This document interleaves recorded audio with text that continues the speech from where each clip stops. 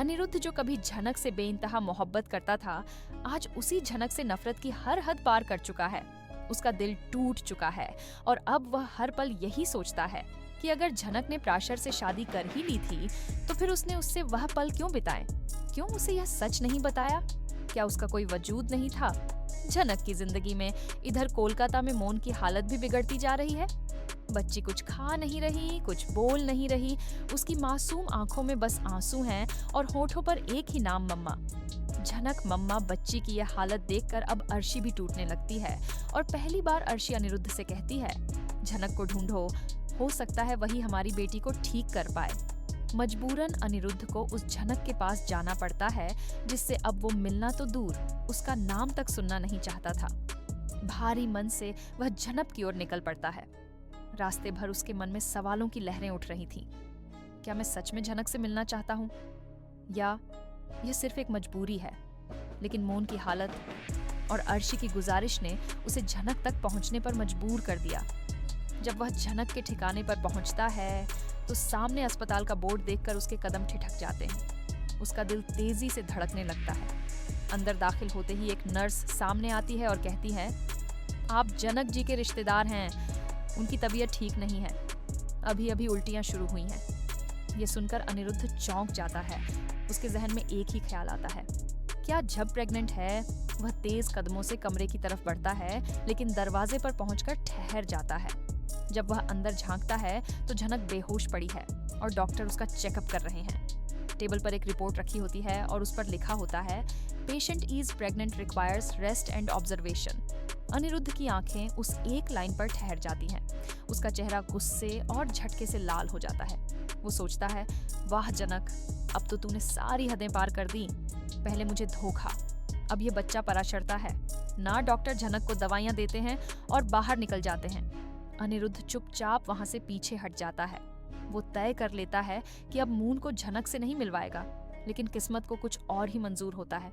जैसे ही वह अस्पताल से बाहर निकलने वाला होता है, पीछे से एक मासूम आवाज आती है, पापा मम्मा कहाँ हैं? मूंग जो पीछे से गाड़ी से उतर कर आ गई थी, अब उसके सामने खड़ी थी। वह रोते हुए झनक की तलाश कर रही थी। अनिरुद्ध उसे समझाने की कोशिश करता है, लेकिन बच्ची अपनी जिद पर अड़ी रहती है, मुझे मम्मा से मिलना है। अब जैसे ही मून कमरे में प्रवेश करती है, उसकी आंखों से आंसुओं की धारा बहने लगती है। वह दौड़कर झनक के पास जाती है और उसे जोर से गले लगा देती है। झनक, जो थोड़ी होश में आ चुकी होती है, अपनी बेटी को देखकर टूट जाती है।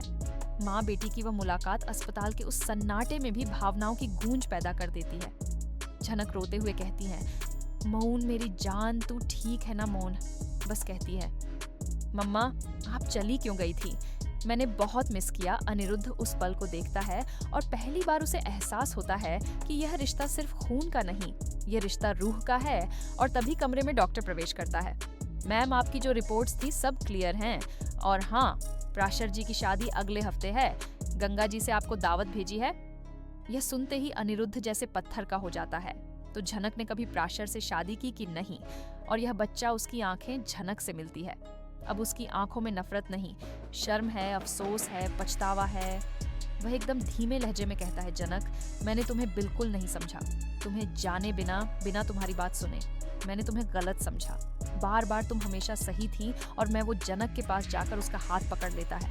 मैंने जो किया उसके लिए मैं माफी के लायक नहीं, लेकिन क्या एक आखिरी मौका मिल सकता है? झनक अपनी भीगी आंखों से उसे देखती है, लेकिन कुछ नहीं कहती। उस सन्नाटे में बस मोन की मासूम मुस्कान गूंजती है, पर यह सुकून ज्यादा देर टिकता नहीं। इधर कोलकाता में अर्शी, जो लगातार अनिरुद्ध के लौटने का इंतजार कर रही थी, उसे जब यह पता चलता है कि अनिरुद्ध झनक और मून के साथ है और झनक प्रेग्नेंट है, तो उसके होश उड़ जाते हैं। उसका चेहरा गुस्से से तमतमाने लगता है। वह बड़बड़ाती है, नहीं, ये नहीं हो सकता। मैं फिर से सब कुछ नहीं खो सकती। इस बार झनक को मिटाना ही होगा। कमरे में दीवारों से टकरा रही अर्शी का चेहरा अब पागलपन की हद तक डरावना दिखने लगा था। फोन उसके हाथ में था और स्क्रीन पर बार बार अनिरुद्ध का नंबर डायल हो रहा था, लेकिन कोई जवाब नहीं आ रहा था। उसकी आंखों में हार और डर का मिला जुला तूफान था। वह बड़बड़ाती है, मैंने उसे अपनी बेटी समझा, माँ की तरह पाला, और अब वही बच्ची अपनी असली माँ के पास जा रही है। और अनिरुद्ध, वह भी क्या? मैं इतनी बुरी थी क्या? सब झूठ था। फिर अचानक उसने खुद को संभाला और वकील को कॉल किया। तैयारी करो, अब कोर्ट ही फैसला करेगा कि मून किसके पास रहेगी। अगर झनक सोचती है कि वह वापस आकर मेरा सब कुछ छीन लेगी तो उसे नहीं पता कि मैं क्या कर सकती हूँ। उधर अस्पताल में झनक धीरे धीरे रिकवर कर रही थी, लेकिन उसका मन अशांत था। उसे पता था कि अब जो होने वाला है वह बहुत बड़ा तूफान लेकर आएगा। अनिरुद्ध भले ही पछता रहा था, लेकिन अर्शी जैसी औरत इतनी आसानी से हार नहीं मानेगी। मोहन उसके पास बैठी थी। उसका हाथ थामे बच्ची के चेहरे पर अब थोड़ी राहत थी, लेकिन उसकी मासूम आंखों में अब भी एक डर था। क्या मम्मा फिर से चली जाएंगी? अनिरुद्ध झनक के पास बैठा था। कई बार कोशिश करता कि कुछ कहे, लेकिन शब्द जैसे गले में अटक जाते। उसने बस इतना कहा, झनक, मैं चाहता हूँ कि हम तीनों एक नई शुरुआत करें। मैं जानता हूँ तुम मुझे माफ नहीं करोगी, लेकिन मैं तुम्हारा और अपने बच्चे का साथ निभाना चाहता हूँ। झनक उसकी ओर देखती है। उसकी आंखों में ना कोई नफरत थी, ना मोहब्बत, बस एक थकान थी जो वर्षों के। खुशी से अपना बैग उठाकर घर में दौड़ती है। मम्मा, क्या मैं यहीं रह सकती हूँ? झनक अपनी बच्ची की मासूमियत पर मुस्कुरा देती है, पर इस शांति को ज्यादा देर तक टिकना नहीं था। तीसरे ही दिन घर के बाहर एक लीगल नोटिस पहुंचता है। झनक दरवाजा खोलती है और हाथ में नोटिस पड़ते ही उसके होश उड़ जाते हैं। ये कस्टडी केस का नोटिस था। अर्शी ने कोर्ट में दावा किया था कि मून उसकी बेटी है और झनक उसे गलत तरीके से अपने पास रख रही है। अनिरुद्ध को जब यह पता चलता है तो वह गुस्से से भर उठता है। वह सीधा अर्शी को कॉल करता है। क्या तुम्हें जरा भी शर्म नहीं आई? अर्शी, यह बच्ची की जिंदगी का सवाल है और तुम उसे लड़ाई का जरिया बना रही हो। अर्शी का जवाब साफ था, मैं सिर्फ अपना हक मांग रही हूँ। बेटी की जिंदगी में वापस नहीं आ सकती, मैं यह होने नहीं दूंगी। झनक चुपचाप एक कोने में बैठी यह सब सुन रही थी। उसकी आंखों में आंसू थे, लेकिन अब वह कमजोर नहीं थी। उसने तय कर लिया था, इस बार वह अपनी बेटी को किसी भी हाल में नहीं खोएगी। अगले ही दिन झनक अपने वकील के पास जाती है। मुझे अपने हक की लड़ाई लड़नी है। इस बार मैं किसी के भी झूठ और पाखंड के आगे झुकूंगी नहीं। वकील उसकी बातों में सच्चाई और दृढ़ता देखता है। आप तैयार रहिए, लेकिन अगर आप सच के साथ हैं तो जीत आपकी होगी। अब मून की कस्टडी के लिए कोर्ट में जंग शुरू होने वाली थी। एक और अर्शी जो अपनी परवरिश का दावा कर रही थी, और दूसरी ओर झनक जो अपने खून और माँ के हक के लिए लड़ रही थी।